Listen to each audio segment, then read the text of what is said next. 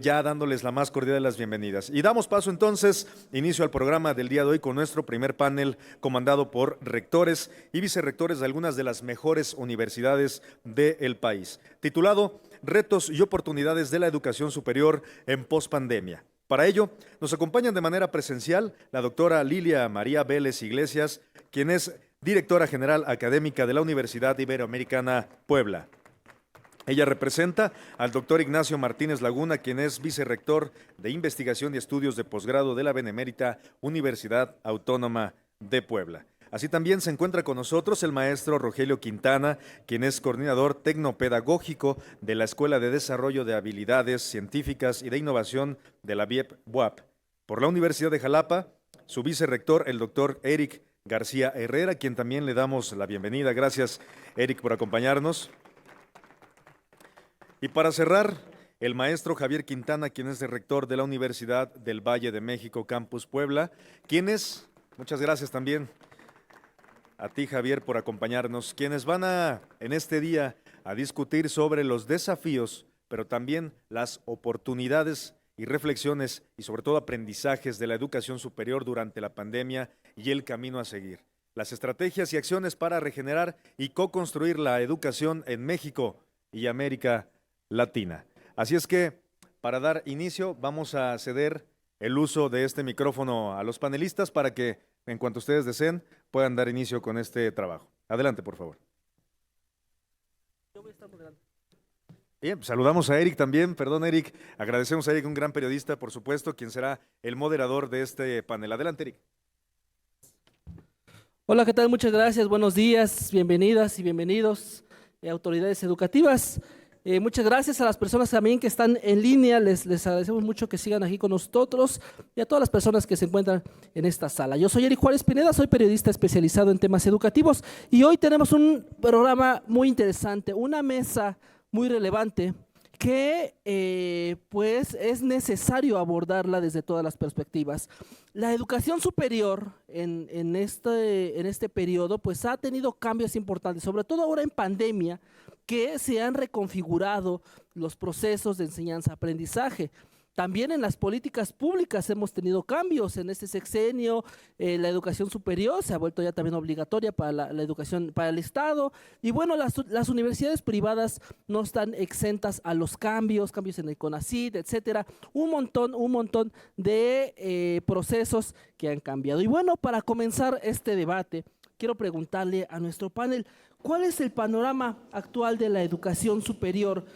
¿Cómo se ha recuperado? ¿Cómo ha sido el proceso después de esta pandemia? Les agradecería que sus respuestas sean muy cortas porque nos come el tiempo y para esto comenzamos con Lilia María Vélez. Muchas gracias, muy buenos días a todas y a todos, agradezco mucho la invitación, pues voy a tratar de ser muy puntual. Primero quisiera resaltar que es la crisis educativa más importante que hemos tenido en décadas y que está inmersa, por supuesto, en una crisis social. No podemos dejar de lado esto es relevantísimo. Segundo, ¿cuál es el panorama? A mí me parece que es un panorama muy complejo y muy heterogéneo, porque cada una de las instituciones respondió a la crisis, a la emergencia sanitaria, a partir de sus propias capacidades. El gran reto fue poder continuar con las tareas de enseñanza-aprendizaje en un entorno a distancia, en un país donde hay un enorme déficit o una enorme brecha digital.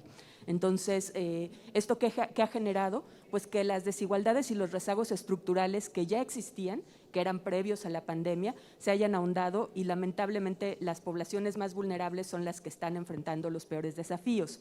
Hoy tenemos un regreso parcial a las actividades, todavía hay instituciones que mantienen buena parte de su oferta en línea y eso ha permitido de alguna manera empezar a hacer diagnósticos sobre los impactos y los déficits en aprendizaje. Creo que en términos generales lo dejaría ahí. Muchísimas gracias. Vamos con Rogelio, por favor. Hola, ¿qué tal? Muy buenos días. Muchas gracias por la invitación. Reciban un afectuoso saludo de parte de nuestra rectora, la doctora María Lilia Cedillo Ramírez, y de nuestro vicerrector, el doctor Ignacio Martínez Laguna, quien no ha podido estar hoy, y en su representación me permitiré ser breve en la lectura de estas respuestas. Muchas gracias. Bueno, cuando hablamos de educación, hablamos de un sector cuyos insumos, procesos y productos son seres humanos. En ese sentido, hablar sobre la educación superior es enmarcar la vida académica de aquellos seres humanos que pronto estarán insertados en el campo laboral, pero que cuentan o deberían contar con las competencias tanto disciplinares como blandas para no ser solo mano de obra, sino también productores de innovación e impacto social y nuevo conocimiento. Y bueno, del total de estudiantes registrados y revisados por el INEGI, que son cerca de 6.5 millones reales, hay una brecha en el país de 200,000, una diferencia de 200,000 estudiantes que son ahora más mujeres que hombres que estudian el nivel superior en México. Entonces, esto es bueno porque quiere decir que las mujeres hoy día están accediendo a la educación superior. Sin embargo, también ha dejado de manifiesto otra problemática, ¿no? ¿Qué hacen estos estudiantes que en una tasa poblacional de 50-50 pues están abandonando los estudios? Bueno, en ambas cosas hay cosas que hacer y que nosotros como instituciones comprometidas con la sociedad en la que estamos insertados debemos tener presentes estas problemáticas al momento de diseñar nuestros planes de trabajo a corto y mediano plazo. En ese sentido, algunas de las preguntas a las que debemos responder son: ¿cómo podemos diversificar nuestra oferta educativa para atender a quienes no pueden dedicarse tiempo completo a sus estudios universitarios? ¿Cuáles estrategias fortalecen las herramientas tanto académicas como socioemocionales que deben ser trabajadas en los hombres y mujeres que están en nuestras universidades? ¿Cómo debemos atender y fortalecer a nuestros docentes, directivos y administrativos para que puedan tomar de frente el reto que nos presenta? En este tiempo de pospandemia podemos reconocer semillas de la recuperación que no solo como sector, sino como unidad han sido sembradas. Muchísimas gracias. Ahora vamos con la misma pregunta, Eric García. Muchas gracias, muy buenos días, gracias por la invitación. Saludo a nuestro panel, gracias por estar aquí y también al público y de parte de nuestro rector, el doctor Carlos García Méndez, quien les envía un cordial saludo desde la Universidad de Jalapa. Pues coincido con lo que han dicho mis compañeros, en especial con la doctora Lilia. Podemos ver cuál es el panorama actual desde dos puntos de vista a cómo está la educación, sobre todo aquí en México. Desde un punto de vista pesimista, donde podemos ver que lo que decía, hay una gran brecha digital, hay mucha desigualdad, hay falta de infraestructura, de conexión. Y bueno, eso es una realidad. Pero también desde el punto de vista optimista, donde pudimos responder en breve tiempo a las circunstancias que se presentaron hace más de 2 años, de diferente manera cada quien, pero bueno, desde nuestro punto de vista y con trabajo sobre todo en colaboración con los docentes, los alumnos, los padres de familia y nosotros desde la parte directiva. Ese es como podemos verlo como el punto de vista optimista. ¿Y cuáles son nuestros retos? Pues ofrecer una educación de mayor calidad, que tenga pertinencia, también seamos instituciones flexibles y nos podamos adaptar rápidamente al cambio. Gracias. Muchísimas gracias. Para cerrar este primer bloque, vamos con Javier Quintana. Muchas gracias. Sí, definitivamente la situación de la educación por la pandemia generó un mayor distanciamiento, generó esta brecha que se abriera mucho más. Algunas universidades pudieron adoptar modelos tecnológicos de desarrollo, pero algunas otras, y quizás la mayoría, no lo pudieron hacer con la calidad posible. Entonces ahí sí tuvimos un retroceso en la calidad educativa, sí hemos tenido complicaciones para poder seguir. Si ya teníamos un rezago antes de la pandemia, ahora se ha hecho mucho mayor. Y bueno, también tenemos una complicación con los muchachos que están viniendo de los bachilleratos. Los estudiantes desde casa pues no tuvieron la mayor atención, muchas veces buscaban atajos quizás pasaban lista y continuaban en la cama o continuaban haciendo alguna otra actividad y el aprendizaje disminuyó mucho. Eso lo estamos viendo con las generaciones que están entrando a los nuevos semestres. Entonces tenemos mucho que hacer en las universidades. Ahora que estamos un poco regresando, vienen esos temores, esos miedos todavía que tienen los muchachos desde socializar nuevamente, esta socialización, el miedo todavía a enfermarse. Y el otro factor también importante es el del docente. Al principio de la pandemia, muchos docentes digamos ya de muchos años de experiencia que habían sido reticentes al uso de la tecnología, pues la tuvieron que adoptar. No hubo de otra y en ese sentido podríamos decir que tuvimos un gran avance. Uso de tecnología, de plataformas que evolucionaron rápidamente para atender las necesidades, pero los docentes tuvieron ahí una evolución. ¿Qué panorama tenemos ahora? Un panorama de actuación. Todavía no podríamos decir que está resuelto el tema. Necesitamos trabajar mucho y muy focalizado en el tema de los docentes, en el tema de los estudiantes, en el tema de nuestros programas educativos. Podríamos decir que el panorama de la educación en México, en estas fechas que estamos pues prácticamente terminando la pandemia, es un panorama con muchas oportunidades, pero con muchos retos. Muchísimas gracias. Ya identificamos a grandes rasgos algunos retos en un panorama general: equidad, cobertura, calidad, retos en la investigación, también incidencia en la toma de decisiones, etcétera. Pero me gustaría que profundicemos un poco más sobre estos desafíos que han enfrentado desde sus instituciones, pues para dar continuidad a los programas académicos, a los programas de investigación, de divulgación, de incidencia, etcétera. Y comenzamos contigo otra vez, Liliana, para tocar este tema. Muchas gracias. Bueno, me parece que los desafíos han sido muchos y han sido de naturaleza diversa. El principal, ya lo decían mis colegas, fue poder mudar muy rápidamente. En promedio, las universidades transitamos en una semana, 2 semanas a la modalidad a distancia. Nuestras tareas sustantivas de docencia, de investigación, de divulgación, es decir, todas nuestras actividades, a poder realizarlas a distancia. Cuando no estábamos preparados, y eso creo que sí es importante resaltarlo, o la mayoría de las instituciones, tanto públicas como privadas, no estaban preparadas. Voy a dar un dato nada más. Previo a la pandemia, solo el 16% del total de la matrícula en educación superior en México estaba en una modalidad no escolarizada, como le llama la Secretaría de Educación Pública. Es decir, la mayoría de las instituciones teníamos nuestros programas en modalidad escolarizada o presencial. Con el uso de tecnología sí, pero en una modalidad básicamente presencial. Entonces, ¿qué implicó? Lo decía muy bien, tuvimos que capacitar a docentes. En el caso de la Ibero Puebla, por ejemplo, hemos capacitado más de 800 docentes con competencias digitales avanzadas y además aspectos tecnopedagógicos, no solo que manejen las plataformas, el software, las herramientas, sino que sean capaces de diseñar estrategias que puedan garantizar mejores aprendizajes. Al mismo tiempo, tuvimos que hacer cambios en los modelos de gobernanza, en las estructuras organizacionales, porque las universidades, y eso es la mayoría de las instituciones, son universidades rígidas, con estructuras, muchas de ellas que heredan las viejas ideas de la universidad, incluso en sus orígenes, con órganos colegiados que hacen largos los procesos de decisión, en fin. Entonces se tuvieron que tomar decisiones rápidas y cambios estructurales en la organización. Eso a mí me parece que es bueno porque finalmente si hacemos un buen diagnóstico de nuestras estructuras organizacionales, de nuestros modelos de gobernanza, pues podemos tener universidades más capaces de adaptarse a un tiempo de incertidumbre, que es lo que vamos a vivir ahora y en el futuro. Por otro lado, pues también las tareas sustantivas como la investigación, pues tuvimos que hacer adaptaciones, por ejemplo, al trabajo de campo, cambiar algunos objetivos, en fin. Y bueno, en el caso, me parece que públicas y privadas, pero el tema financiero no se puede soslayar. En el caso de las privadas, que pues mayoritariamente dependemos de las matrículas, tuvimos en algún momento, sobre todo en 2020, pues un descenso de nuestra matrícula, tuvimos un aumento de nuestras carteras vencidas y tuvimos que implementar ahí decisiones importantes.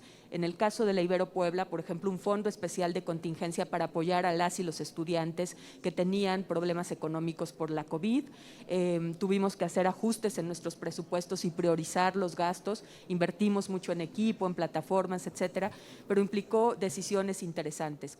Me parece que al final, hablo en el caso de mi universidad, salimos fortalecidos y con posibilidades, pero insisto, mi gran preocupación, y creo que como subsistema debemos pensarlo así, juntos, es que no todas las instituciones tuvieron esa posibilidad y sus capacidades institucionales para responder pues han sido muy, muy diversas. Entonces, ¿cómo juntos desde el Estado mexicano y desde las propias CIES podemos diseñar políticas, con acuerdos para que juntos vayamos transitando a la posibilidad de supervivencia de las universidades y sobre todo a lograr sus objetivos formativos.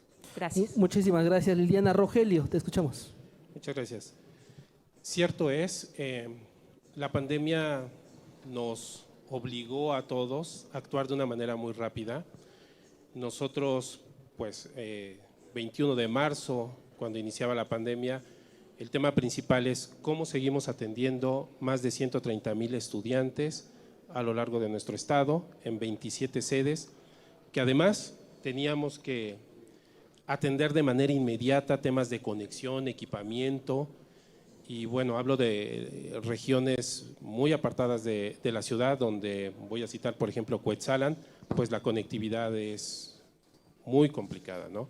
Pero además el acceso a la tecnología, porque continuar en un tema pandémico, en el tema de educación, obligaba a todos a tener un dispositivo que nos permitiera conectarnos con otro. Entonces, hacer llegar todos estos recursos para la universidad fue un reto. También la capacitación inmediata de más de 6,000 docentes en la universidad para que pudieran acceder a ello, ¿no? Docentes que habían dejado para lo último el reducir la brecha tecnológica y sus competencias, dejarlas para después y apoyándose de una manera tradicional fue algo que tuvieron que poner arriba de todo en sus prioridades de aprendizaje. La universidad enfrentó, igual que todas las instituciones, el reto de cómo hago con los laboratorios, cómo hago para hacer el aprendizaje significativo, cómo hacemos para que todos se quieran involucrar, pero además tener la sensibilidad para que los estudiantes, aún sentados en un ladrillo en medio del campo, pudieran sentirse cómodos tomando clases sin que todos estuvieran obligados a tener una oficina en sus hogares. Los profesores han trabajado mucho, estamos muy orgullosos de los profesores, de los docentes en la Benemérita Universidad Autónoma de Puebla, porque han hecho hasta lo imposible por dar sus clases, conectar a tiempo, tener los materiales y cumplir con todo lo que se necesita. Los estudiantes han tenido que superar retos emocionales, ¿sí? Han tenido que lidiar con el estar en casa, con adecuarse las familias a esta nueva modalidad de todos convivir en pequeños espacios, también es necesario decirlo. Sin embargo, ha habido ventajas, ¿no? Yo voy a citar algo que vivimos hace un año, a mí me gustó mucho porque pues hubo un momento de unas ofrendas en un complejo regional y nos invitaron. Y ese día, y toda la logística, los estudiantes la habían hecho de manera virtual en salas, incluso las cosas las habían comprado de manera virtual. Y solo para poner la ofrenda, todos lo hicieron a través de tabletas y lograron colocar. Esto los obligó a descubrir nuevas maneras para resolver problemas. La universidad a su nivel de gobernanza en todas las departamentos, pues fue un reto continuar haciendo trámites, resolviendo exámenes de grado, titulación y todo lo que se requiriera.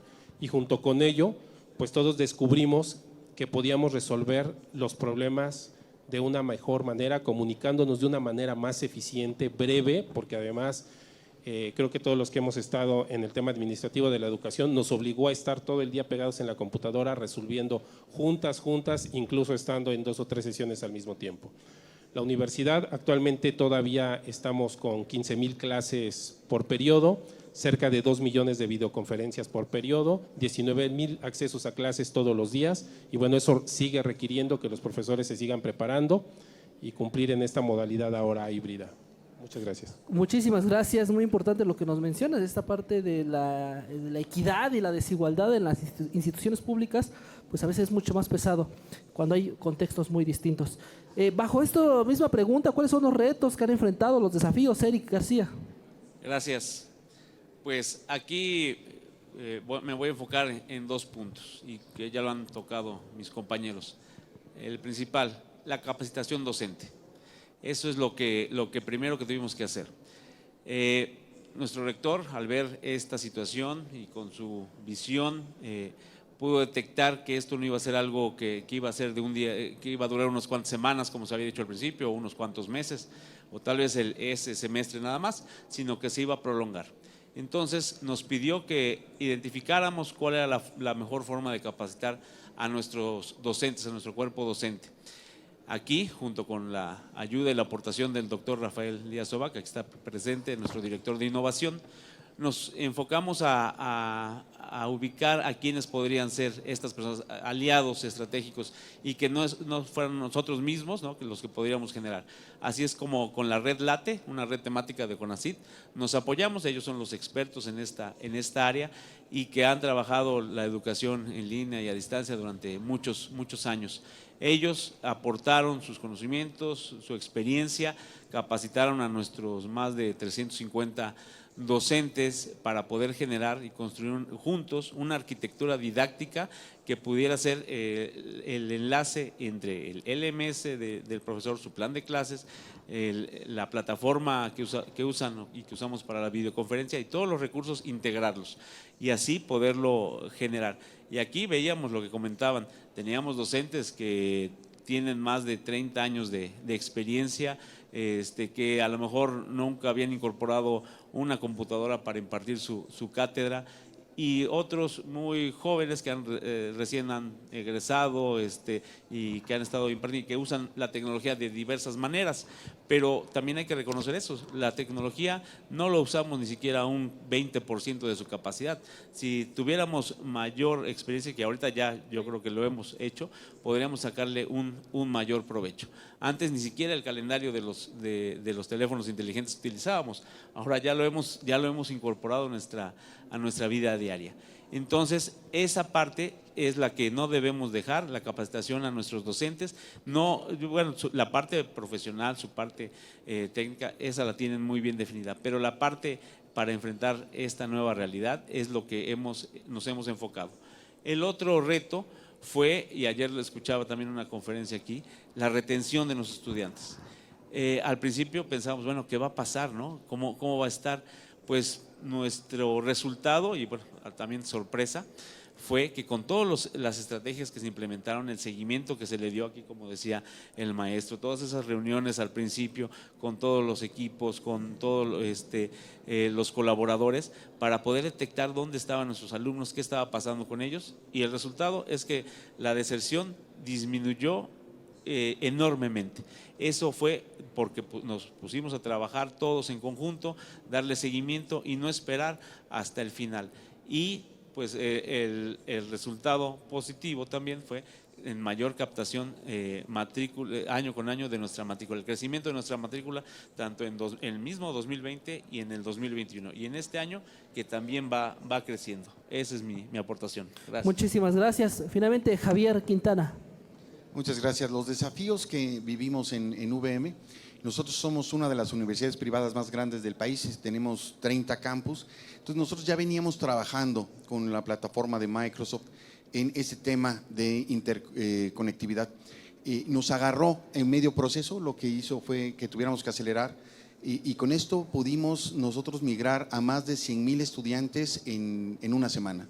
Eso para nosotros fue un gran logro, pero digamos que nos tocó el tema del confinamiento ya con un trabajo previo hecho precisamente por la configuración que tiene la universidad. Eso a nosotros nos ayudó mucho.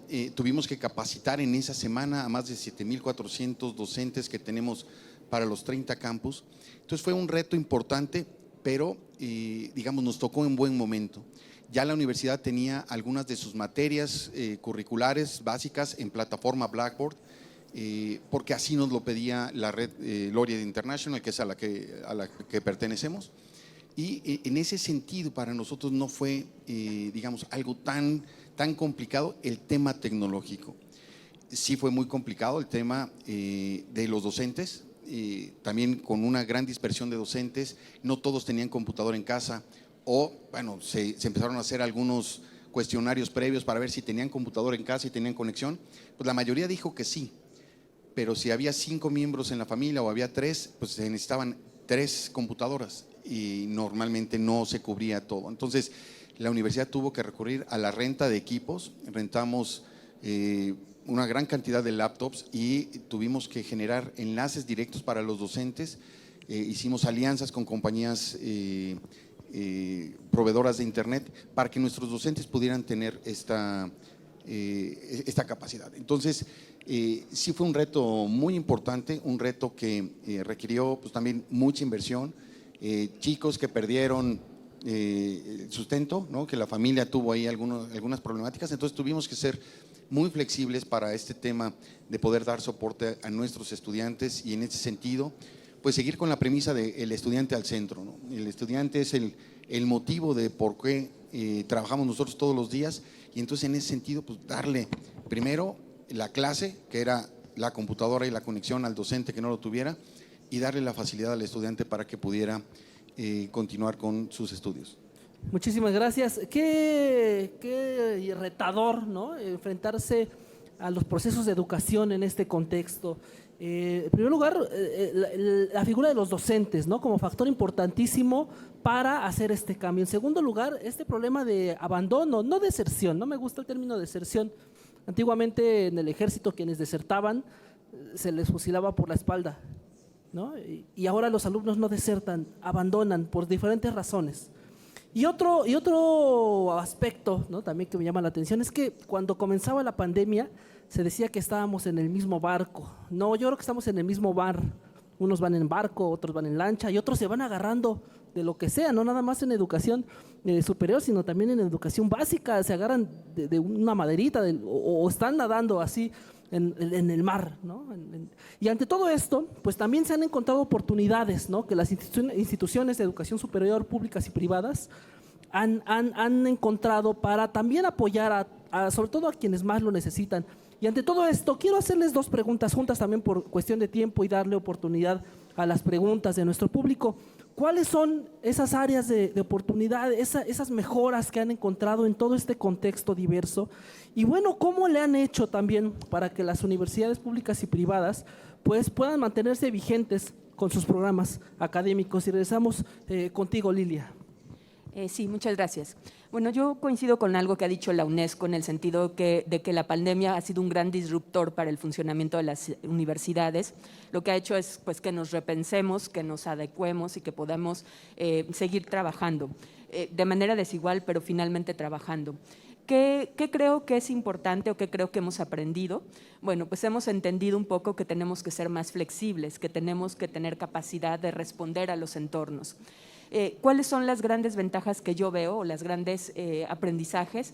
Lo decían muy bien mis colegas. Pues uno es el cambio en los imaginarios. Por ejemplo, el imaginario que en muchas instituciones prevalecía sobre la educación virtual o la educación a distancia y los paradigmas muy tradicionales de la educación. Entonces eso se ha ido modificando, evidentemente sobre la marcha, pero eso es un gran avance porque este cambio permite mirar hacia el futuro qué podría ocurrir. La capacitación intensiva que en todas las instituciones hemos tenido de los docentes, de las docentes, creo que eso es importantísimo, porque lo que nos dimos cuenta es que nuestras competencias, sobre todo las competencias digitales, no eran competencias digitales avanzadas. Sí, los docentes usaban algunas plataformas, utilizaban redes sociales, en fin, pero en realidad no tenían un manejo avanzado de la competencia digital. Entonces, hoy creo que tenemos cuerpos docentes mucho más capaces en este sentido y creo que todas estamos apostando porque así sea y continúe.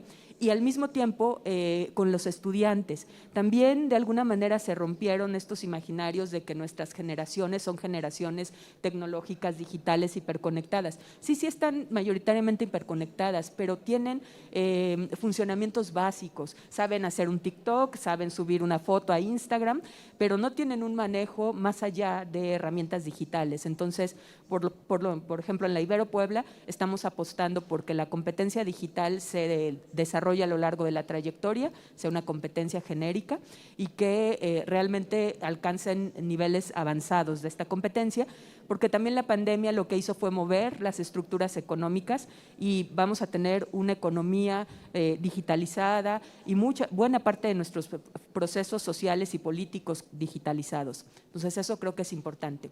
La otra cuestión es que hubo inversiones en las instituciones, tanto públicas como privadas, en equipo, en plataformas, en herramientas. Entonces ya tenemos eso que vamos a hacer en el futuro con lo mismo. ¿Qué veo yo en el futuro? Pues veo una mayor flexibilidad, la posibilidad o la necesidad de tener mayores alianzas con actores sociales, con actores del sector público, del sector privado, entre nosotras mismas como instituciones. Veo muchas oportunidades de internacionalización, algo que pasó mucho en la universidad. Detuvimos un año los intercambios, pero tuvimos muchas interacciones a través de las herramientas tecnológicas. Entonces, por ejemplo, teníamos clases compartidas con universidades en Estados Unidos, donde una parte del contenido lo daban profesores aquí, otra parte lo daban allá. En fin, hemos avanzado mucho en esa parte y creo que hay algo que recuperar. Y luego el tema de la reflexión curricular. ¿Qué tendrían que tener nuestros programas para responder a este mundo post-pandémico? Gracias. Muchísimas gracias. Qué importante lo que nos menciona, no solamente tener los fierros, sino saberlos usar, ¿no? El uso pedagógico de los mismos. Rogelio Quintana, vamos contigo. Muchas gracias. Bueno, creo que un beneficio que nos ha dejado este tema de la pandemia, primero es que nos ha permitido trabajar de una mejor manera entre las instituciones, crear alianzas, compartir experiencia, escucharnos en todos los niveles, estar atentos a mi par y lo que hace mi compañero nos ha ayudado mucho. Los estudiantes aprendieron esto mismo, se dieron soporte entre ellos y pasaban cosas muy interesantes en el tema de la capacitación al personal no académico, no solo a los administrativos. Me refiero al no académico, desde el compañero que se encarga de los accesos y que también tuvo que aprender a usar la tecnología. Y cuando eran estas capacitaciones, primero veíamos que estaba en la pantalla el compañero y el hijo al lado escondido, ¿no? Pícale aquí y se escuchaba, ¿no? Y entonces se involucró la familia en esta resolución de los problemas. Los jóvenes jugaron un papel muy importante en muchos de los hogares porque ayudaron a sus padres incluso a conservar empleos ayudándolos en la capacitación. La universidad, otro de los beneficios, y creo que para mí también en mi labor docente nos ha permitido, es ponerle el corazón a lo que hacemos, o sea, ponerlo por delante en la creación de los materiales, saber que lo que estamos creando en el día a día es para un estudiante y que eso puede cambiar su vida. O sea, eso es muy importante, porque eso nos permite crear los materiales, la bibliografía, pero no solo es crearlos, también tener la otra mirada, cómo los vamos a impartir, cómo vamos a garantizar el aprendizaje. ¿Hacia dónde vamos? Pues la universidad hoy el reto es seguir continuando en esta modalidad híbrida y las dudas que tenían nuestros docentes, que al principio eran básicas, hoy día es, ¿y ahora cómo hago el laboratorio? Ahora la realidad virtual, ahora cómo los conecto, ahora los quiero escuchar, ver y salir. Entonces, ¿cómo maximizo el aprovechamiento de los espacios? Pero sobre todo, hoy día que han regresado fue no solo cómo continúan el conocimiento, sino cómo hago para que en este tema de ciudadanía digital ellos puedan estar de manera segura, convivir y demás. La universidad, el gran reto que enfrenta como macrouniversidad es seguirse vinculando, seguir trabajando y seguir aportando y no dejarse de conectar con toda la sociedad, la comunidad, los vecinos, los hijos, porque todos, aunque no estudien en la Benemérita Universidad Autónoma de Puebla, todos somos UAP y todos somos universitarios. Muchas gracias. Rescato esto que dices de la importancia de las alianzas institucionales, los aprendizajes también no escolarizados, esto que le han llamado el currículum oculto, no nada más pasa en educación básica, sino también en educación superior y que se debe de aprovechar en las aulas. Vamos contigo ahora, Eric García. Gracias. Pues la oportunidad no solamente para la Universidad de Jalapa, sino para todos es innovar.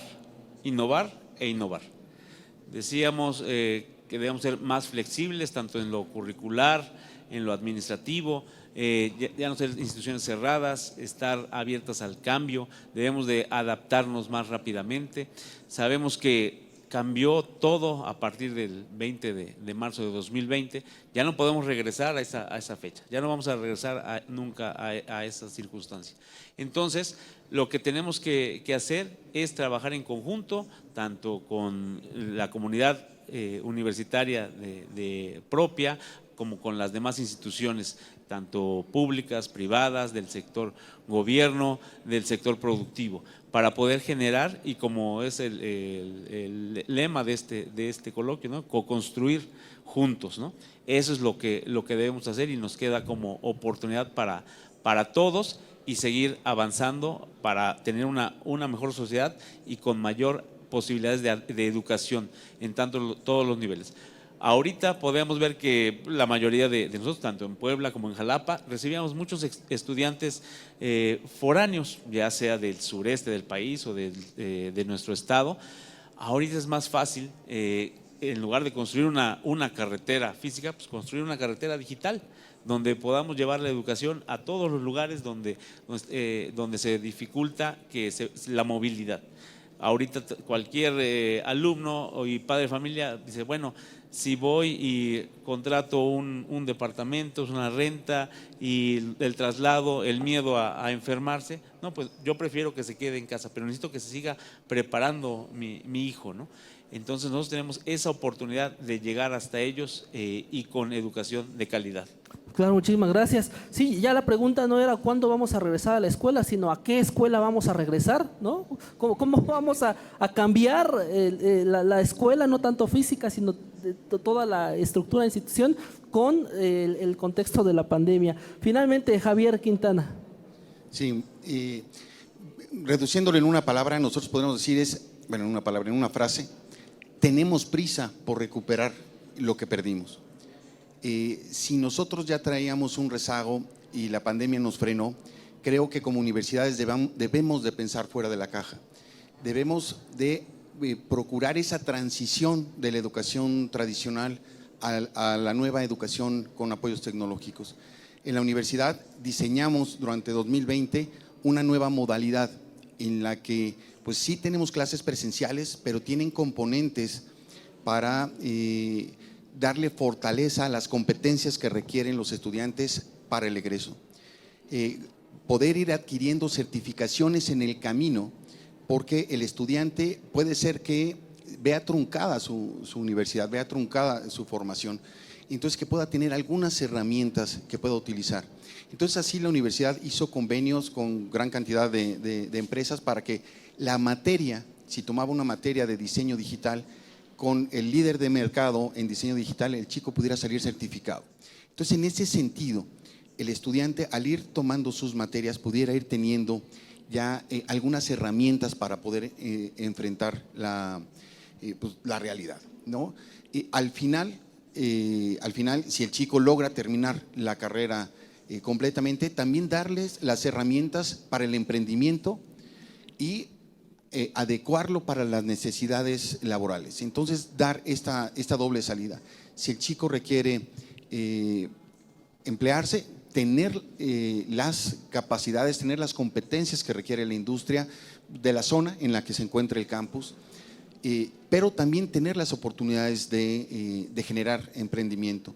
La universidad reforzó mucho el tema de las incubadoras de empresas para que los chicos puedan ir generando sus ideas de negocio desde el primer semestre, y en ese sentido no solamente nosotros capacitemos al chico, sino lo estemos ayudando a formarse y a forjar un futuro.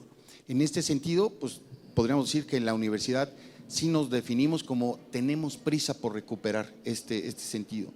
El modelo es un modelo exigente, bien lo decía Lilia, el chico se considera una generación tecnológica, pero más bien de funciones básicas. Cuando ya metemos trabajo en equipo, cuando metemos profundidad en la interacción con otros muchachos, tomando, nosotros tenemos un modelo que le llamamos clase internacional, en el que con otras universidades de la red armamos una materia, y entonces tenemos estudiantes de algunos otros países y de varios campus. Entonces tenemos esa materia internacional. Lo trasladamos también a las materias multicampus. Entonces nosotros podemos tener una materia en la que el docente es de Monterrey y los estudiantes pueden ser de Mexicali, pueden ser de Puebla, de Yucatán, de Chiapas. En ese sentido nosotros tuvimos que reforzar mucho las habilidades de los estudiantes, que no ha sido fácil.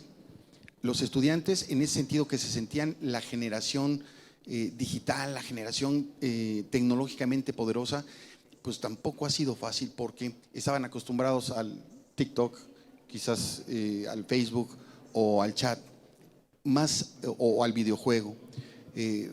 Entonces nosotros estamos trabajando en ese sentido de transformar al estudiante a que sea más autodidacta, porque la educación a distancia, la educación digital requiere mucha disciplina, pero en este sentido, bueno, si es una generación abierta a la tecnología, que pueda pasar esa etapa nada más de red social, que pueda profundizar y entonces ocupar estas herramientas para estar forjando su futuro. En ese sentido, nosotros podríamos decir, la universidad ha tenido un cambio importante.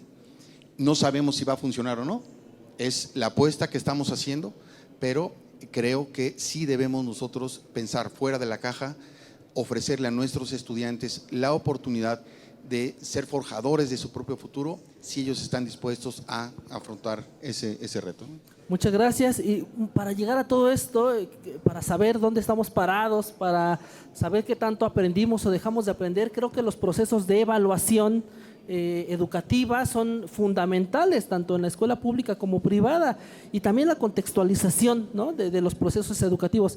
Tenemos unos minutos rapidísimo para algunas preguntas, no sé si haya preguntas en lo virtual y también para presencial. Rapidísimo, porque se nos acaba el tiempo.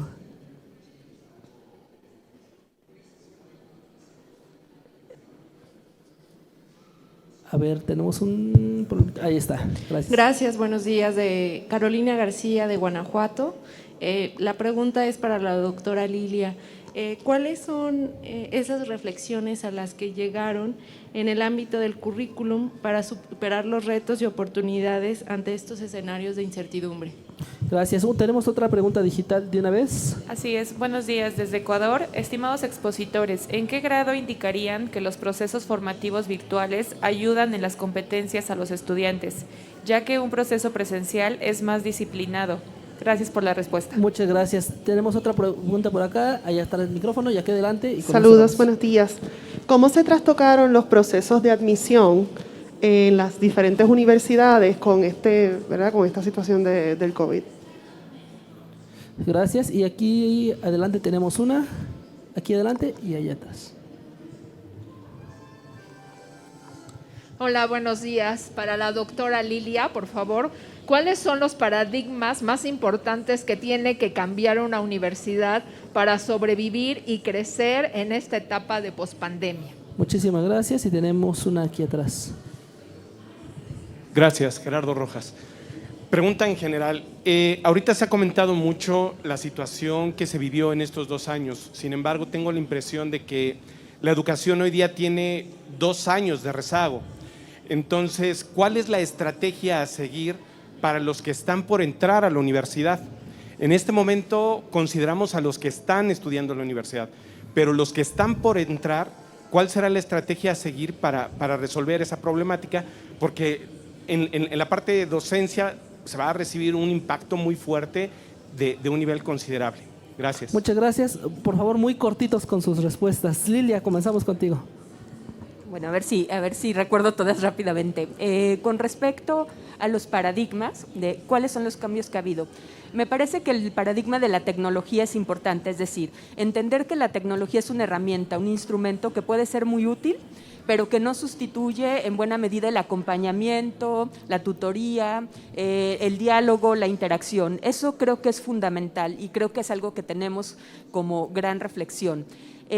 Particularmente en el caso de América Latina, el tema de tecnología sí, frente a una brecha digital brutal, ¿no? Mencionaba el doctor Rogelio, en el caso mexicano. En México, alrededor del 57% de los hogares tiene acceso a Internet o tiene posibilidad de tener Internet, eso es lo que dice el INEGI, pero esto es súper engañoso porque eso se concentra en las zonas urbanas metropolitanas. Si nos salimos tantito de las ciudades, nos vamos a Guerrero, bueno, aquí mismo, aquí Puebla hablaba de Cuetzalan, Guerrero, Chiapas, etcétera, pues ahí ya no, la conexión pues es mínima o es muy, muy deficiente. Entonces, ¿qué vamos a hacer en México y América Latina? Primero, una política de acceso a tecnologías que pudiera de alguna manera ayudarnos en la parte del uso educativo de la tecnología.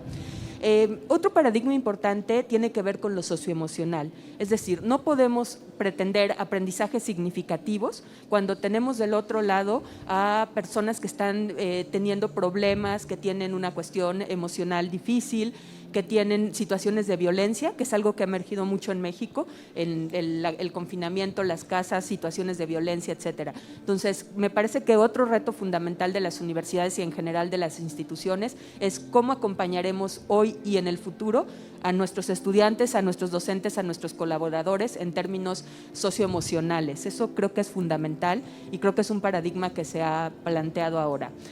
Respecto a la admisión, a ver si me quedó claro el tema. ¿Quiere decir a los procesos de admisión? Sí.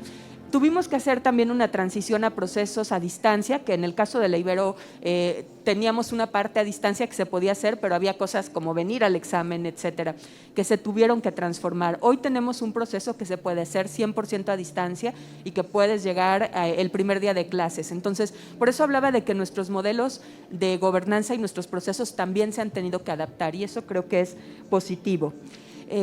Respecto a las estrategias, a ver si no se me va alguna, respecto a las estrategias para seguir, creo que tiene razón, o sea, me parece que tendremos que ir evaluando, diagnosticando cómo están llegando las nuevas generaciones. Se habla de que en América Latina hay un rezago de 0.9 años causados por la pandemia. Entonces, ¿cómo van a llegar y qué es lo que vamos a hacer? Vamos a instrumentar algunos cursos remediales, algunas asignaturas, etcétera. Eso creo que sí es un tema fundamental. Ya. Muchísimas gracias. Me están diciendo que el tiempo es un tirano y se nos ha terminado, pero nuestros invitados están aquí abajo. Aprovechenlos ya que estamos aquí. Y bueno, y les queremos hacer la entrega de un reconocimiento. ITED les hace este reconocimiento por su participación, por su aportación a la discusión educativa. Así que muchísimas gracias a nuestro panel, muchísimas gracias Lilia María Vélez, muchas gracias a Rogelio Quintana, a Eric García Huerta y a Javier Quintana. Un aplauso, por favor, para nuestros panelistas. Sé que quedan preguntas y mucho debate pendiente, pero bueno, pues aquí estamos para dialogar también en los pasillos y abajo de los paneles. Muchísimas gracias a todas y todos.